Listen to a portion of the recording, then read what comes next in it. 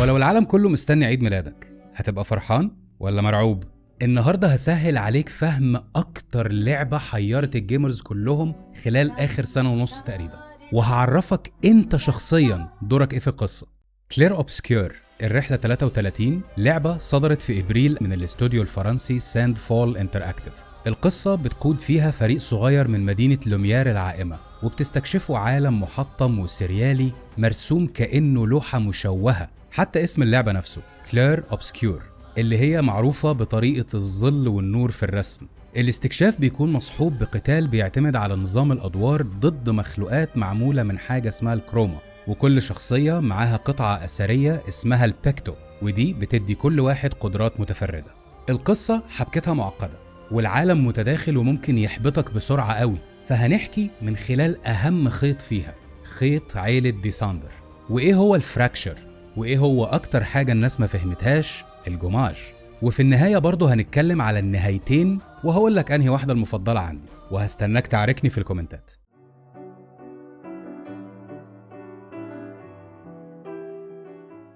بتبدأ الحكاية بعيلة ديساندر، 5 فنانين موهوبين أو تقدر تقول ملعونين بقدرة غريبة تخليهم يعرفوا يتعاملوا مع مادة في عالمهم اسمها الكروما. لما بيستعملوها في فنهم بتحول أي قطعة فنية يعملوها لشيء حي، لكن تمن الموهبة دي إن جزء منهم بيتمسح حرفياً علشان يضخ الحياة في فنهم. ألين ديساندر الأم رئيسة مجلس الرسامين، وجوزها رنوار، والاتنين عندهم 3 أطفال، كل واحد فيهم كان موهوب بطريقة مختلفة. كليا البنت الكبيرة عبقرية بالفطرة وموهوبة في خلط الكروما بالنور والحركة، وبتعمل منهم أشكال هندسية زي السيوف وحاجات معقدة كتير.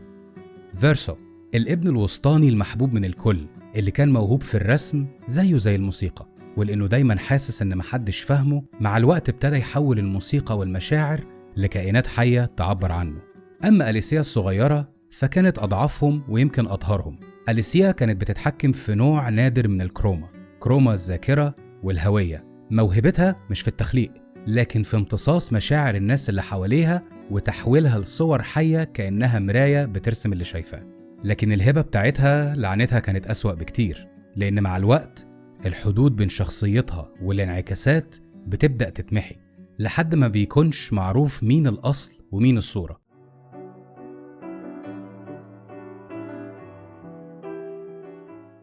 فيرسو كان بيرسم بعفوية بالكروما وبيعمل أشكال صغيرة متحركة علشان يسلي أخته الأحب القلب كليا، لكن لما كبر وبقى مراهق بدأ يرفض الرسم تماما، لأن فكرة إن الأشكال اللي بيرسمها ليها روح وبتشوفه زي ما هو شايفها تقريبا جننته.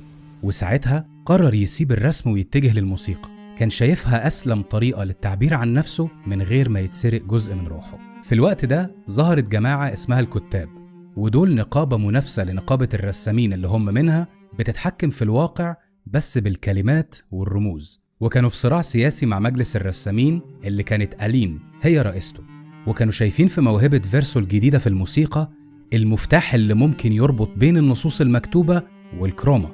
فعرفوا مكان لوحة قديمة رسمها فيرسو وكانت غير مكتملة، مليانة غابات مضيئة وكائنات بتطير، وده كان من خلال ان هم تلاعبوا بعقل اخته الصغيرة أليسيا، واقنعوها انهم محتاجين مساعدتها في دراسة اللوحة دي، لانهم لو وصلوا لها ده ممكن ينهي الصراع بين الرسامين والكتاب وكلهم يبقوا اصدقاء. لكن لما بدأ الكتاب طقوسهم جوه مرسم فيرسو، حقنوا رموز مكتوبة مباشرة جوه الكروما، والتفاعل بين طاقة اللغة وطاقة المشاعر اللي جوه الكروما خرجت الموقف عن السيطرة بعنف، والألوان اللي كانت زاهية بدأت تولع وتحولت لضوء معمي خام. لما فيرسو سمع صرخات أليسيا جري على المرسم وقدر في اللحظة الأخيرة يقفل جزء من اللوحة بنغمة موسيقية قبل ما الكروما تنفجر وتبلع المكان كله في النار. الانفجار اللي اتبقى كان شنيع لدرجة ان هم سموه باسمه حريق فيرسو. النار حرقت نص قصر عيلة ديساندر وسببت تشوهات فظيعة لأليسيا، وجثة فيرسو للأسف محدش لقاها، واللي اتبقى كان بس آثار من الكروما المتصلبة بيطلع منها نغمة خافتة لآخر لحن عزفه. ألين اللي كسرها الحزن والشعور بالذنب رفضت تصدق إن ابنها مات، وحطت كل قدراتها وتحكمها في الكروما في رسم لوحة تضم فيرسو معاها ومع اخواته ولو لمرة واحدة أخيرة. أليسيا نجت زي ما قلنا، لكن إحساسها بالعار من غلطتها ما خلاهاش تسامح نفسها أبدا، وقدرتها اللي بتخلي الكروما عاكسة للي جواها بدأت تخرج للحياة وتشوه هويتها ببطء. أما أبوهم رينوار فحاول يمنع ألين من إنها تلم شمل العيلة مرة تانية بالشكل الصعب ده، وحذرها إن التجربة دي هتكسر التوازن الطبيعي. ودليله على كده واللي للأسف حصل إن اللوحة خرجت مشوهة تماما، وصدامهم المرير ده كان شرارة البداية لشيء اسمه عهد الانكسار.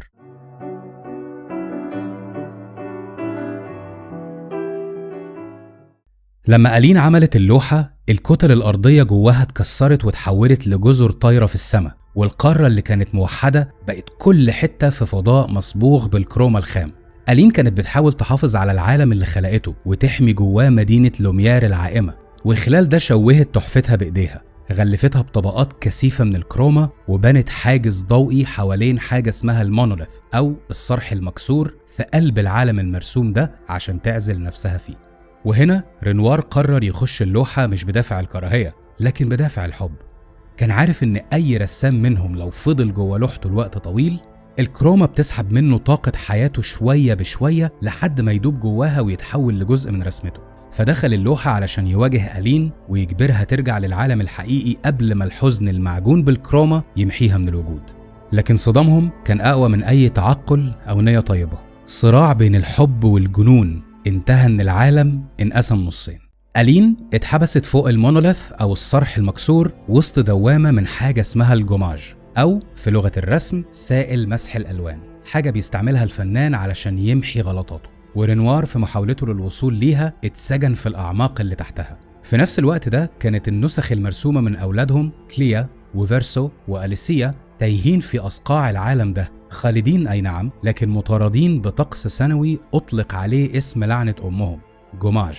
واللي بيحصل لما قوة ألين بتضعف، الكروما بتبدأ تمسح أقدم مخلوقاتها جوه اللوحة، لأن ما عادش عندها القدرة تحميهم من تأثير رينوار اللي بيحاول يسحبهم ناحية العدم. وقصاد كل ده على شواطئ مدينة لوميار العائمة، الناجين ما كانوش يعرفوا أي حاجة لا عن الجوماج ولا مين هي الرسامة، فقرروا يجهزوا بعثات للبحث والإنقاذ في الناحية التانية من القارة المتكسرة.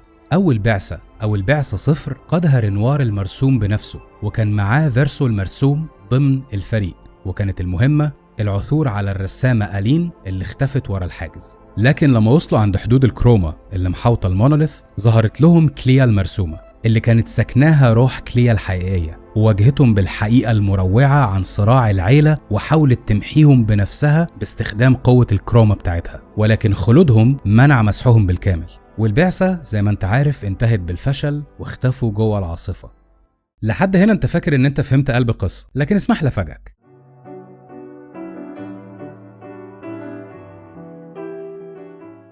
مرت قرون ولوميار اتغيرت، وسكانها حولوا البقاء لطقوس، وإيمانهم بالرسامة بقى منقسم، شوية شايفينها حاجة زي الإلهة والباقي شايفينها مجرد خرافة وشبح. واختفت حقيقة ايه هو الفراكشر وايه هو الانكسار جوه الخرافات. ووسط كل ده في روحين مرسومين رفضوا يختفوا، فيرسو المرسوم ورينوار المرسوم حاولوا يحذروا البعثات الجديدة من ان رينوار مش ألين هو السبب في الفراكشر او الانكسار والمصدر الحقيقي للجوماج. وتحذيراتهم كانت من خلال اكتشافهم ان الألوان على الجزيرة اللي اتحبسوا فيها ممكن تنقل رسائلهم للبر التاني زي صدى صوت او اشباح بتظهر، لكن محدش صدقهم. والأسوأ ان ظهور الناجين تاني في المدينة اللي هم رينوار وفيرسو خلاهم محل شك كبير من الكل، لدرجة انهم هاجموهم واضطروا رينوار وفيرسو يدافعوا عن نفسهم، وفي مرة اضطروا يقتلوا أعز أصدقاء فيرسو بالغلط. وبعد الحادثة دي هربوا من المدينة وما رجعوش للوميار أبدا. بعد الموقف ده فيرسو انفصل عن أبوه تماما، رغم انه كان لسه بيحاول ينقذ أمه من سجن اللوحة القاتل، إلا انه تعب من كونه في قلب الصراع دايما، وانطلق لوحده يساعد البعثات اللي بعد كده. كل الرحلات وقفت لفترة طويلة لدرجة ان الناس نسيت قد ايه، وفضل العالم المرسوم في حالة سكون غريبة لحد ما انت يا صديقي المشاهد وصلت لنا مع البعثة 33. حكايتك يا سيدي بتبدأ مع اقتراب الجوماج رقم 34 لمدينة لوميار، المدينة اللي بقت نصها زي معبد والنص التاني زي سجن. وهناك بنقابل يتيمة صغيرة اسمها مايل، اللي بتصحى كل يوم مش فاكرة أي حاجة عن حياتها قبل ما تقابل جوستاف، المحارب العجوز اللي رباها في وسط عالم من آلات بتموت وبقايا ألوان. لكن أحيانا لما مايال بتنام بتحلم، بس بتسمع في حلمها لحن نغمته ملهاش مصدر ولا سبب. لحد دلوقتي مايال ما تعرفش إنها في الحقيقة أليسيا ديساندر اللي اتولدت من جديد من بقايا كروما أمها، ودلوقتي وهي عندها 16 سنة بتنضم للبعثة 33 اللي بيقودها جوستاف، ومعاه ليون العالمة المهووسة بالكروما، والسيال الكشافة اللي عيونها لسه فاكرة شكل العالم القديم. وفي الرحلة دي بياخدوا معاهم اختراع جديد اسمه اللومينا كونفرتر أو محول لومينا، أداة مصممة لتحويل الكروما لسلاح، آخر محاولة وأمل بشري لكسر دورة المسح الأبدية.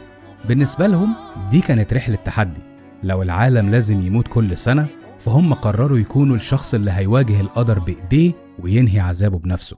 بتوصل البعثة على سواحل القارة المحترقة اللي حتى النور فيها بينحني غلط، لكن قبل لحظات من وصولهم لقلب الشرخ بيقعوا في كمين عامله رنوار المرسوم، الأب اللي تحول لحارس لعالمه الملعون. وفي لحظات البعثة كلها بتباد وما بيفضلش عايش غير جوستاف وليون والسيال وبرضه مايال اللي الكل افتكرها ماتت، لكن فيرسو المرسوم بيظهر هناك فجأة وبينقذها وبياخدها المكتبة منسية عايش فيها واحد اسمه القيم أو ذا كيوريتر، شبح باهت متبقي من أبوه الحقيقي.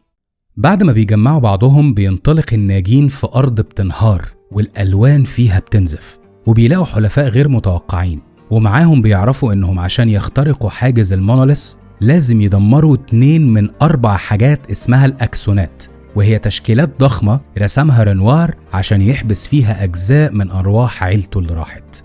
وكل ما أكسون منهم بيتدمر بينزف ذكريات عن عالمهم قبل الانكسار، ومن خلال الرسائل والأشباح والصور الأخيرة بتظهر الحقيقة إن الانكسار أو الفراكشر ما كانش عقاب، لكن ده كان رسالة حب أخيرة، والجماج مش لعنة، دي حاجة هتوصلك للجزء اللي جاي.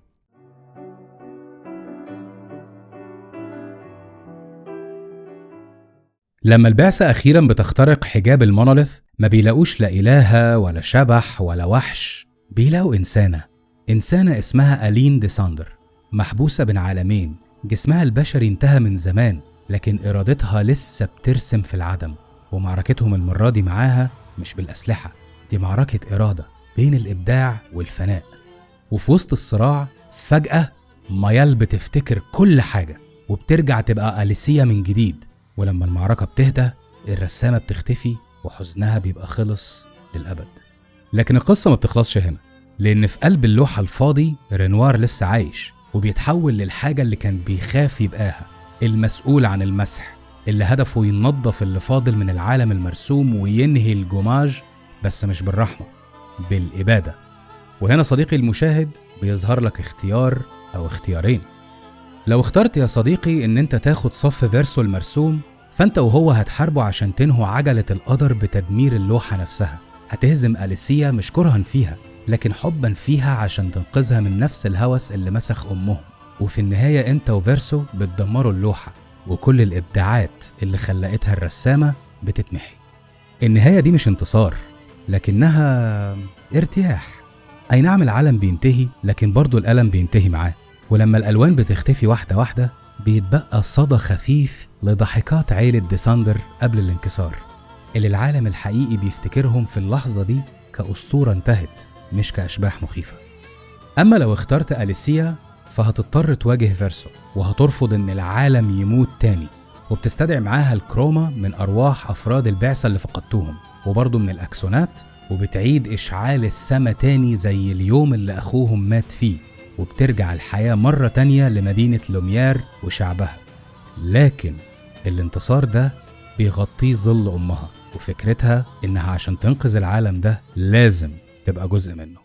شكر كبير جدا لدو وقناة أركيد على ترشيحهم لفكرة الفيديو بتاع النهاردة، وده بودكاست كنا عملناه عن قصة God of War ومين هو كريتوس الحقيقي. متنساش تعمل لايك وشير سبسكرايب، فعل زر الجرس، تابعني هنا وهشوفك في المغامرة الجاية.